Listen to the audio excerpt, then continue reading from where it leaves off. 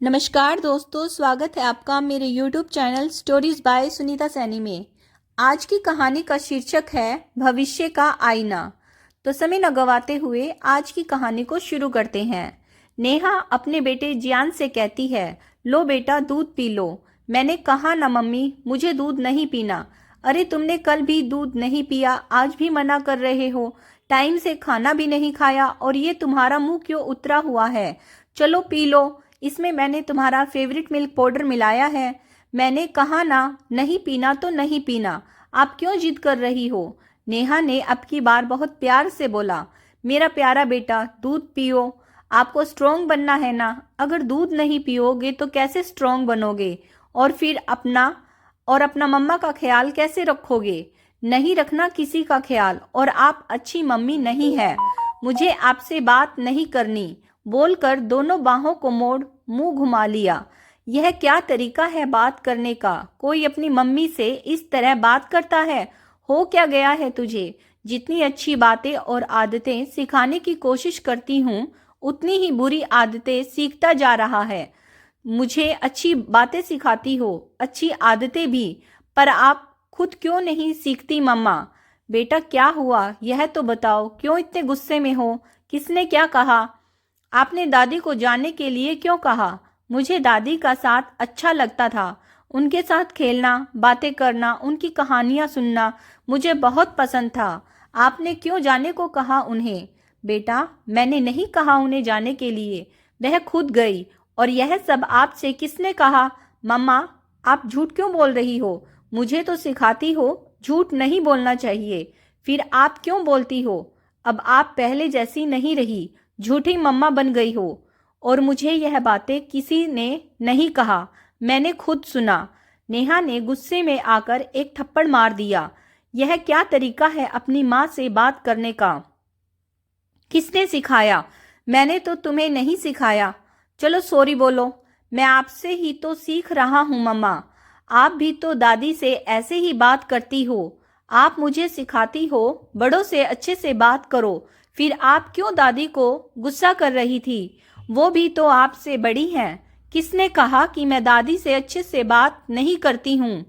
दादी ने कहा।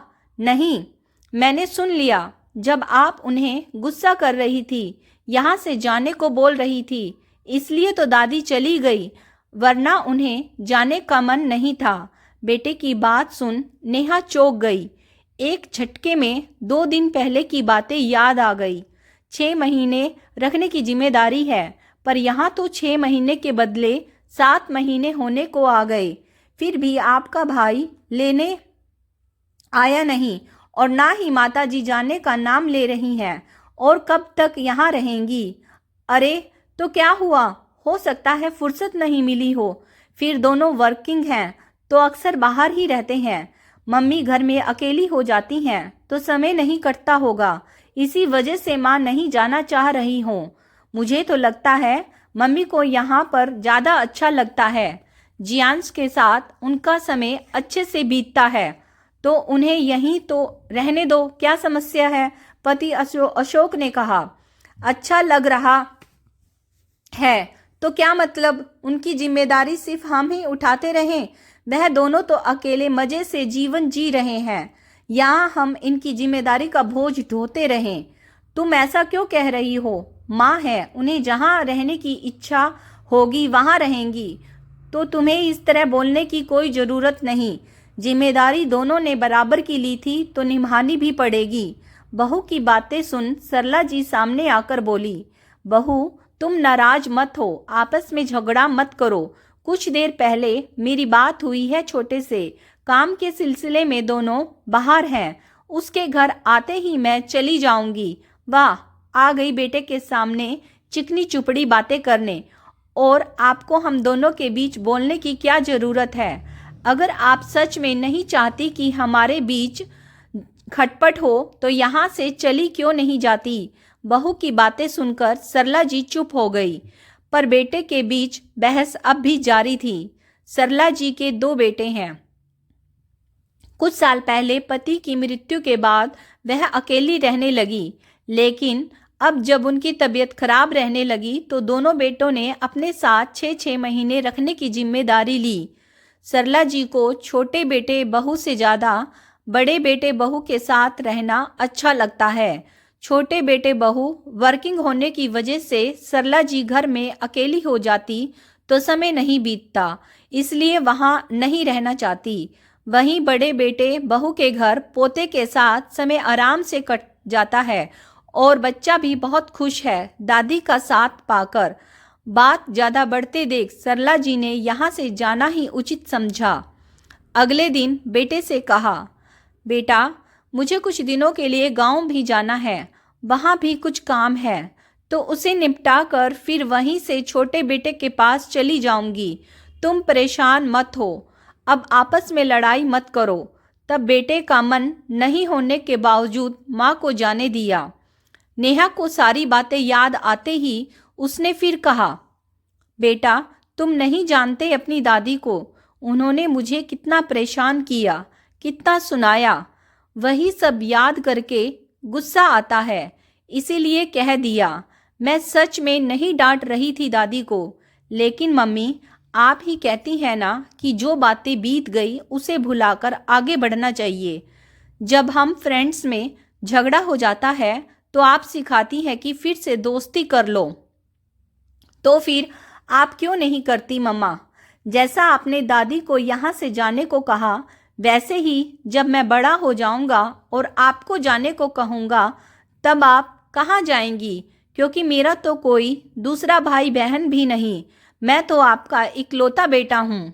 बेटे की बात सुनकर नेहा हैरान रह गई, आंखों में आंसू आ गए। 8 साल के छोटे बच्चे से इतनी बड़ी बात कह दी, जिसकी उसे जरा भी उम्मीद नहीं थी। वहीं सोफे पर बैठ गई। ऐसा लगा मानो बेटे ने सामने वो आईना रख दिया जिसमें उसका भविष्य साफ दिख रहा हो। अशोक ने आकर बेटे को गोद में उठा लिया। बेटा, जो बात मैं नहीं बोल पाया वो तूने बोल दिया।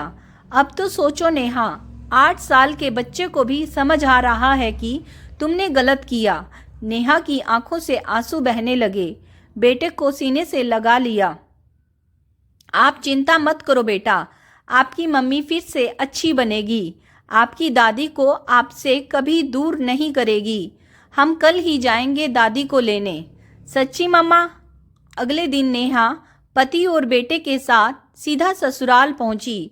बेटे बहू को देख सरला जी चौंक गई, भागकर पास आई। अचानक क्या हुआ बेटा? बेटा बहू कुछ बोलते उससे पहले ही जियांश दादी के गले से ऐसे लिपटा जैसे कब के बिछड़े हों। दादी मुझे छोड़कर अब कहीं मत जाना, चलो अब मेरे साथ ही रहना हमेशा के लिए। सरला जी बेटे बहू की ओर देखने लगी। नेहा ने हाथ जोड़ लिए। माँ मुझे माफ़ कर दीजिए और यहाँ से चलिए, अब हम सब एक साथ रहेंगे हमेशा के लिए। सरला जी ने बहू को गले से लगा लिया। आप मुझे भी माफ़ कर दो मम्मा, मैंने आपसे बहुत बुरे तरीके से बात किया। बोलते हुए जियांश ने अपना कान पकड़ लिया। नहीं बेटा, इसमें तुम्हारी कोई गलती नहीं है, तुमने तो वही किया जो मुझसे सीखा। बच्चा माँ और दादी दोनों से लिपट गया। सास बहू और पोते के मधुर मिलन को देखकर बेटा अशोक मुस्कुराने लगा। दोस्तों, आज की कहानी आपको कैसी लगी कमेंट्स करके ज़रूर बताइएगा। अगर आपको आज की कहानी अच्छी लगी है तो सभी अपनी दादी के लिए इस कहानी को लाइक, शेयर एंड सब्सक्राइब जरूर करें। धन्यवाद।